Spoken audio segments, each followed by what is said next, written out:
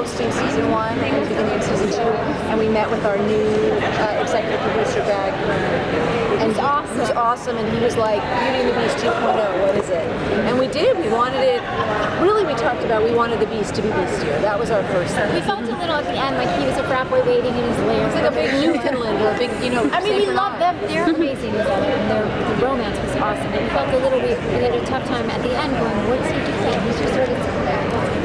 And Brad had this great take, second meeting, right? He said, I have this idea. I think the season's about identity and who am I? And we're like, yeah, that sounds awesome.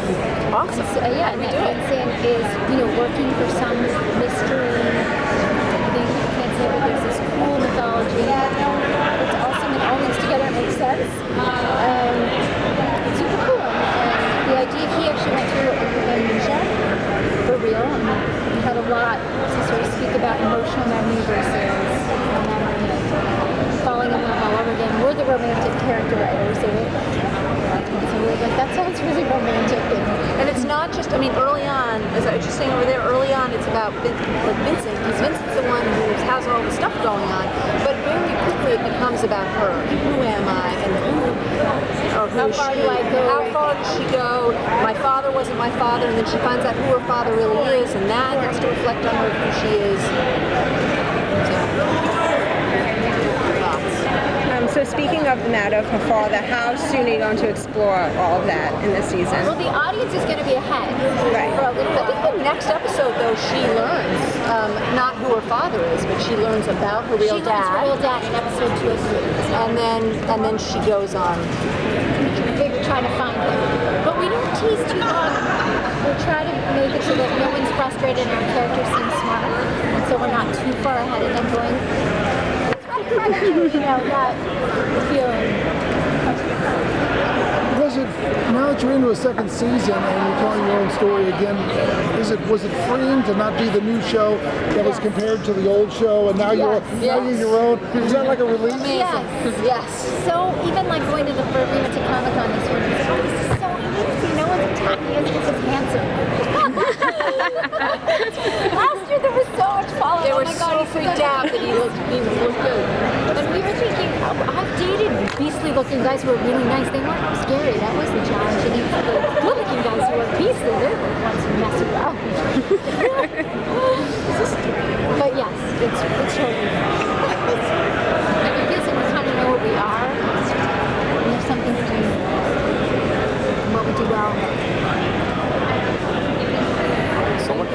So much fun in the show comes from the fact that they're sort of can never be together. Do you think that if they're ever together, things will fizzle out, or how do you imagine that kind of thing? It depends on how they are together. I guess they could be together if they were still unhealthy, but if they're healthy and together, that seems more. That's probably the season. But no, I don't know. I've written on shows. We both come from character shows. We're on shows that had couples who were together, and so we're not as afraid to do it. Right. It was we early on last year decided this isn't a will they or won't they show. They're together. They're together. They are Vincat. But the obstacles and the challenges between them. That's what the show is. This one, my question was, with no one's chasing them, do you think they'll survive? That's a great question. By the way, that's a good theme for an episode. Is if we're living in Dole, are we good? That's awesome.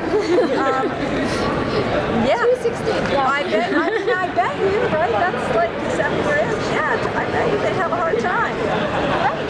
And that's part of the dilemma.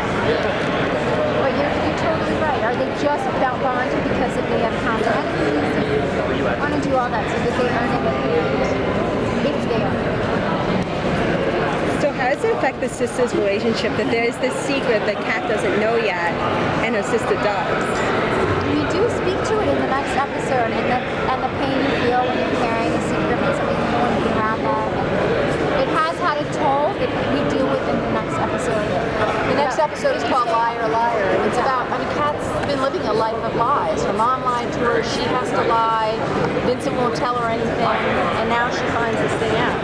And her sister feels like she's been lying to her for 3 months because she's been avoiding her. Nothing when you don't want to tell somebody things, you just stay away. So we do get into that. Right, what lies do you I like house. Is Is it fun to like a character? Or is it okay? You're like a parent, I guess, in a way. You have all these different children. Is it okay to like one more than the other one as in your job? All of them. We try to protect all of them. I mean, we're more comfortable writing women when we think it's funny. That's why we're so good with Brad. When we look at a story, we're always thinking about Cat. And then he's like, what's Vincent doing? And he always comes from Vincent's point of view of how that story would affect Vincent. So it's not like we like Kat more than we like Vincent, but we do identify with her. And so we talk about it as if we were her, and I think of stories, we think of stories for her if the guy that you loved did this or had this issue. What would you do next? And I comes in and goes, wait, so what's Vincent doing? I think but we're not thinking about that yet. Yeah, he thinks about it from a different angle, so that's true, but we like them all. We try to make sure they're not petty. You know, like we are protected when they're angry, hopefully for a reason. Anything else? So what are we going to see from Kat at work, though? Because she has all this other stuff going on, and then she does have a job. Well, luckily Gabe is coming and taking over the precinct to protect this crazy mythology. And once they know that there are these weapons that are like dispersed around the world, they're mostly going to be focused on that. So we can have these cases that really twist. Right, and luckily these beasts kill a lot of people, so there's lots of murder.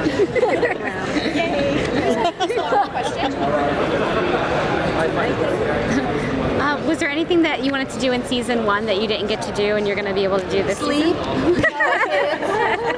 Yes, we didn't get into why JT has been involved and what the secret is about. We teased it and we promised we would. So we do that. One thing we missed in season 1, I don't even think I've told you, is when